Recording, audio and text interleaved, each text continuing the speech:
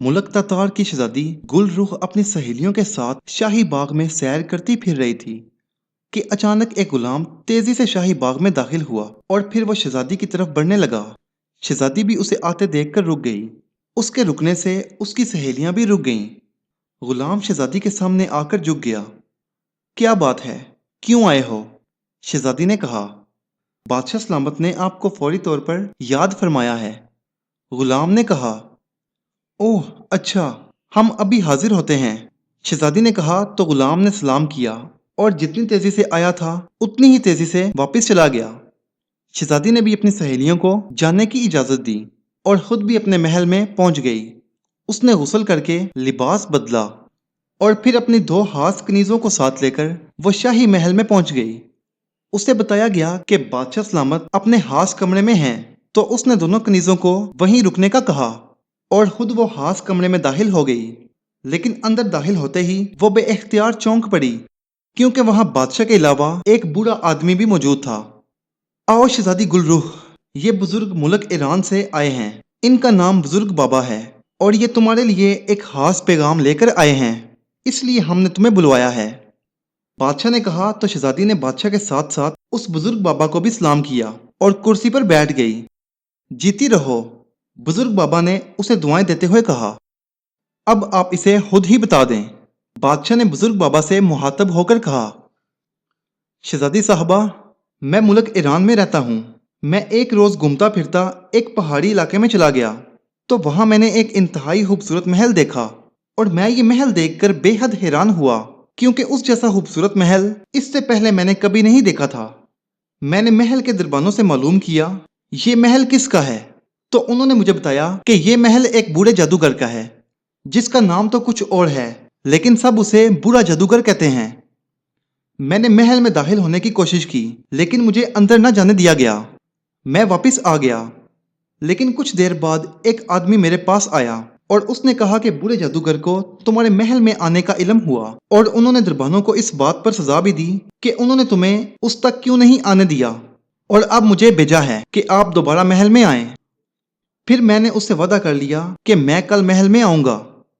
चनाचे मैं दूसरे रोज महल में पहुंच गया। बूढ़ा जादूगर वाकई ही बेहद बूढ़ा और इंतहाई बदसूरत था। वो मुझे एक कमरे में ले गया जहां दीवार पर एक बड़ी सी तस्वीर लगी हुई थी। ये तस्वीर एक हसीन शहजादी की थी। उस बूढ़े जादूगर ने बताया कि इसका नाम शहजादी गुलरूह है और ये मुल्क ततार की शहजादी है और बूढ़ा जादूगर उससे शादी करना चाहता है। उसने मुझसे कहा कि मैं बादशाह के पास जाऊं और उनसे बात करूं। अगर बादशाह रजामंद हो जाए तो ठीक, वरना वो अपने हास देव को भेजकर बादशाह को हलाक कर देगा और फिर खुद तख्त पर कब्जा करके जबरदस्ती शहजादी गुल से शादी कर लेगा। मैंने उसे बेहद समझाने की कोशिश की कि वो ऐसा ना करे, लेकिन वो अपनी बात पर बजिद रहा। इसलिए मुझे मजबूरन उससे वादा करना पड़ा और उस वादे को निभाने के लिए मैं यहाँ तक हाजिर हुआ हूँ और बादशाह सलामत ने इसलिए आपको बुलाया है। आप इस बारे में बताएं कि क्या होना चाहिए। बुजुर्ग बाबा ने तफसील से बात करते हुए कहा। क्या वहां वाकई मेरी ही तस्वीर थी? शहजादी ने हैरान होते हुए कहा। हाँ शहजादी साहबा, वो आपकी ही तस्वीर थी, बुजुर्ग बाबा ने जवाब देते हुए कहा। लेकिन हमारी तो मंगनी मुल्क ससान के शहजादा परवेज से हो चुकी है और आइंदा माँ शादी है। क्यों अब्बा जान, यही बात है? शहजादी ने परेशान होते हुए कहा। हाँ, मैंने पहले ही बुजुर्ग बाबा को ये बात बताई है, बादशाह ने कहा। लेकिन आपके इनकार के बाद वह बूढ़ा जादूगर बादशाह सलामत को हलाक कर देगा और आपसे जबरदस्ती शादी करेगा। वो जादूगर भी है और उसके पास एक दियो भी है जो इंतहाई ताकतवर है, बुजुर्ग बाबा ने कहा। आप फिक्र ना करें और जाकर कह दें उस बूढ़े जादूगर से कि मैं उसके मुंह पर थूकना भी पसंद नहीं करती, शहजादी ने कहा और उठकर खड़ी हो गई। फिर उसने बादशाह से इजाजत ली और उनके खास कमरे से निकलकर अपने महल में आ गई। उसके चेहरे पर गुस्से के तासरात थे। उसने अपने कमरे में पहुंचकर जोर से ताली बजाई और एक कनीज अंदर दाखिल हुई। खसूसी एलची, रूमों को बुला लाओ, शहजादी ने कहा तो कनीज सर हिलाती हुई वापस चली गई। थोड़ी देर बाद दरवाजा खुला और एक दुबला पतला नौजवान अंदर दाखिल हुआ और शहजादी के सामने झुक गया। रूमो, तुम शहजादा परवेज तक जल्द अज जल्द कब तक पहुंच सकते हो? शहजादी ने कहा। शहजादी साहबा, آپ کا خادم راتوں رات تیز رفتار گھوڑے پر سفر کر کے صبح کو شہزادے کے حضور حاضر ہو سکتا ہے، جبکہ باقی تمام ایلچی 2-3 روز سے پہلے نہیں پہنچ سکتے۔ رومو ایلچی نے جواب دیا، تو جاؤ اور شہزادے پرویز کو ہمارا پیغام دو کہ وہ فوراً یہاں پر آ کر ہم سے ملے۔ شہزادی نے کہا اور اس کے ساتھ ہی اس نے اپنے گلے سے ایک قیمتی ہار اتار کر رومو ایلچی کو دے دیا۔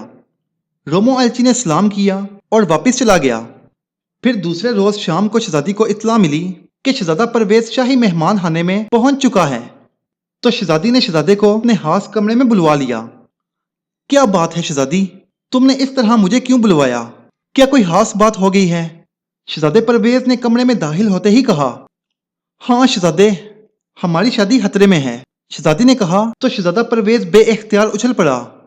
وہ کیسے اور کیوں؟ شہزادے پرویز نے حیران ہوتے ہوئے پوچھا، تو شہزادی نے اسے بزرگ بابا سے سنی ہوئی بات تفصیل سے بتا دی۔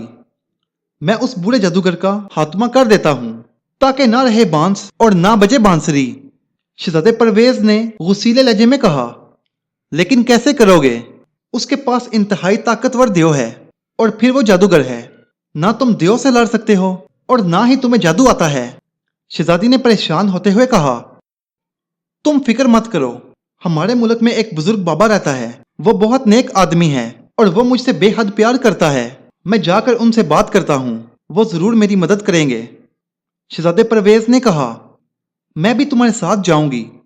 شہزادی نے کہا تو شہزادے نے اسے روکنے کی بے حد کوشش کی، لیکن شہزادی گل رخ نے ضد پکڑ لی۔ مجبوراً شہزادے کو اس کی بات ماننا پڑی۔ پھر بادشاہ سے اجازت لے کر وہ دونوں ملک ساسان پہنچ گئے۔ شہزادہ پرویز شہزادی گل رخ کو لے کر ایک پہاڑی علاقے میں پہنچ گیا۔ وہاں ایک کھلے غار میں ایک بزرگ بیٹھا عبادت میں مصروف تھا۔ دونوں نے اندر پہنچ کر انہیں سلام کیا۔ آؤ شہزادہ پرویز اور شہزادی گل رخ، کیسے آنا ہوا؟ بزرگ نے مسکراتے ہوئے کہا اور ساتھ ہی پیار سے ان دونوں کے سر پر ہاتھ پھیرا۔ پھر شہزادے پرویز نے ساری بات بتائی۔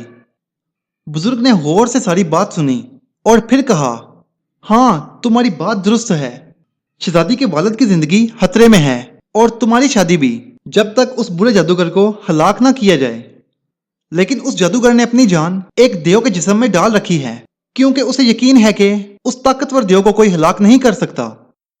بزرگ بابا نے کہا، آپ ہماری مدد کریں بزرگ بابا، آپ ہماری مدد کر کے ہمیں اس مشکل سے نکالیں۔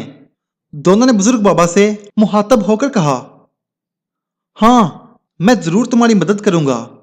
بزرگ بابا نے کہا اور اس کے ساتھ ہی انہوں نے مسلح کا کونا اٹھایا اور اس کے نیچے سے ایک خنجر نکال کر شہزادے کو دے دیا۔ یہ خنجر رکھ لو، اس خنجر کی مدد سے تم اس دیو کے سر پر موجود بالوں کی لمبی چوٹی کاٹ دینا۔ اگر تم ایسا کرنے میں کامیاب ہوگے تو اس دیو کی ساری طاقت ختم ہو جائے گی اور پھر تم اس خنجر کی مدد سے اسے آسانی سے ہلاک کر سکو گے، اور اس کے ہلاک ہوتے ہی برا جادوگر بھی خود بخود ہلاک ہو جائے گا، کیونکہ اس کی جان اس دیو میں ہے۔ بزرگ نے کہا، لیکن بزرگ بابا، کیا اس جادوگر کو پہلے سے ہی یہ بات معلوم نہیں ہو جائے گی اور وہ پہلے سے ہی جادو کر کے کہیں شہزادے کو ہلاک نہ کر دے؟ شہزادی نے کہا، نہیں، اسے اس دیو کی طاقت پر پورا بھروسہ ہے، اسے یقین ہے کہ اسے کسی صورت ہلاک نہیں کیا جا سکتا اور نہ ہی اس کے بالوں کی چوٹی کو کسی بھی چیز سے کاٹا جا سکتا ہے۔ اور یہ واقعی ہے بھی درست، کیونکہ اس دیو کے جسم اور بالوں پر کسی بھی ہتھیار کا اثر نہیں ہوتا، بس یہ خاص خنجر ہے جو یہ کام کر سکتا ہے، اس لیے میں نے تمہیں یہ خنجر دیا ہے۔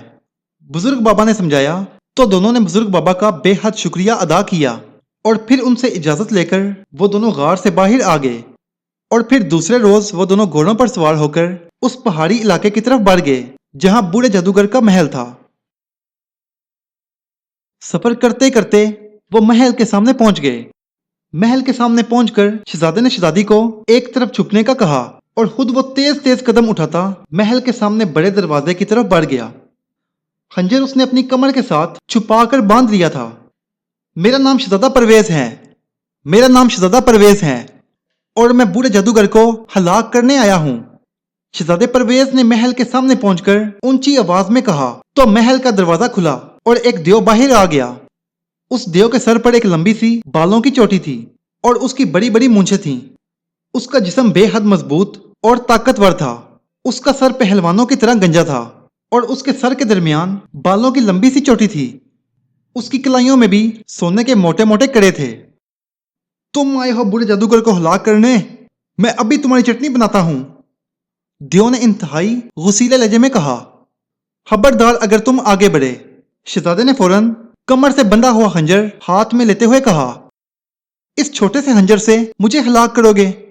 तुम तो वाकई ही बेवकूफ शहजादे हो, दियो ने कह कहा लगाते हुए कहा, और उसके साथ ही उसने झपट कर शहजादे परवेज की कमर एक हाथ से पकड़ी और उसे ऊपर उठा लिया।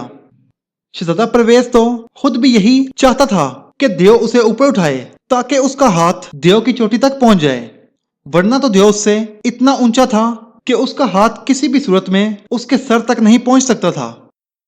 जब शहजादी गुलरुख ने देखा कि दियो ने शहजादे को इस तरह पकड़ लिया है तो उसके चेहरे पर गहरी उदासी के तासरात आ गए।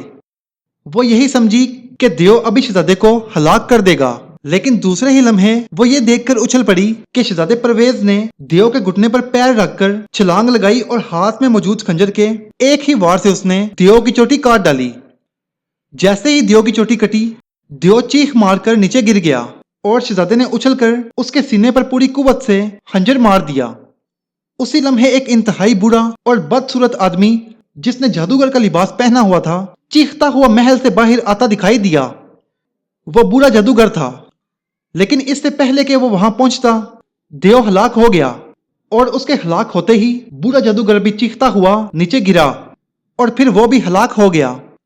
इसके साथ ही एक धमाका हुआ और हर तरफ धुआं सा छा गया, और फिर एक रोती हुई आवाज सुनाई दी, मेरा नाम बुरा जादूगर था, मैंने अपनी जान दियो में रखी हुई थी, लेकिन शहजादे परवेज ने दियो को हलाक करके मुझे भी हलाक कर दिया। फिर जब आवाज बंद हुई तो धुआं भी छट गया और वहां मौजूद महल भी गायब हो गया। वहां दियो और बुरे जादूगर की लाशें पड़ी हुई थीं। शहजादी बेहद खुश थी। फिर वो दोनों शाही महल में वापस आ गए। एक माह बाद उन दोनों की शादी इंतहाई धूमधाम से हो गई और वो दोनों हंसी खुशी जिंदगी गुजारने लग गए।